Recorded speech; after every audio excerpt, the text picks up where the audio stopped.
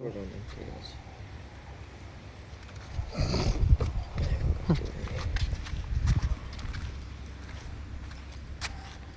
সে আপনাদের হাবে যাবে বলছিল নিতে। আচ্ছা, আচ্ছা। বলে ও দাদা তো মানে নিয়েই বেরিয়েছে, তুই এখন হাবে গিয়ে কী হবে? হাবে গেলেও পেতেন না, সেটাই আর ওয়েট কি। করে ঘুরে আসতে আর হতো। কল করেছিলাম, কল লাগছিল না। আমি ওটা ভাবছি বলে, এত ভালো ডিলে পেয়েছেন, ক্যান্সেল হয়ে গেলে বেকার। সেটাই, ওই জন্যই।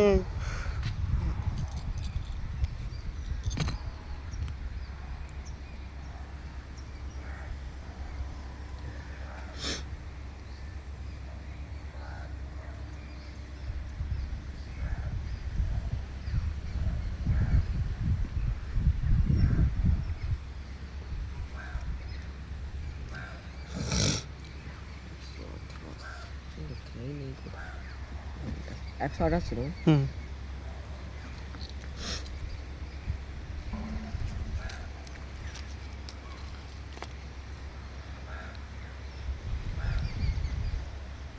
যেটা হচ্ছে অরিজিনাল সেল, ঠিক আছে? এই যে অরিজিনাল সেলটা, এটা ফ্লিপকার্টের উপর একটা এক্সট্রা সেল থাকে। ওটার জন্য একটা কি একটা চার্জ নেয় তো এক্সট্রা, সিকিউর প্যাকেজিং এর। সেলটা কাটলাম, ঠিক আছে?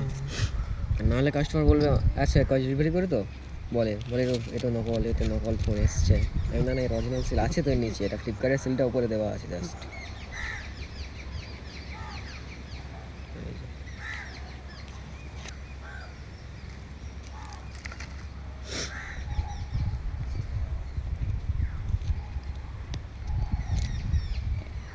ভিডিওটা অন রাখছি। হ্যাঁ হ্যাঁ অন আছে। সে এবার দুর্গাচক থেকে নিতে আসবে একটু পরে। চলো বাড়ি দূর আছে।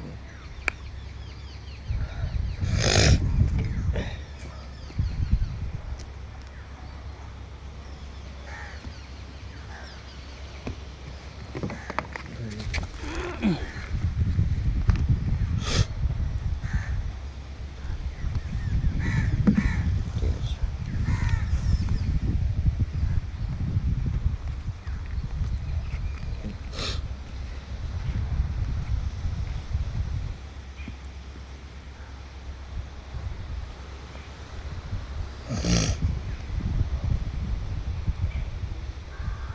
ধরে রাখো, ভয় লাগে না? হ্যাঁ ধরে রাখো তুমি।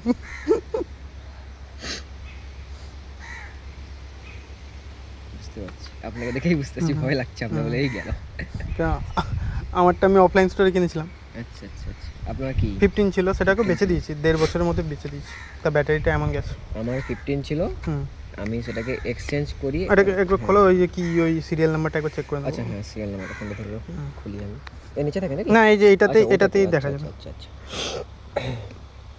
আমার 15 ছিল, আমি এই কাজ বাজ করি, এটা ব্যাটারি ব্যাকআপ তো ভালো হয়। ও বাহ, ভালো না, আমার 77 আমি বিক্রি করেছি। আমি 88 মানে 80,000 কিনেছিলাম যেদিন লঞ্চ হয়, আচ্ছা, বিক্রি করলাম 31-এ।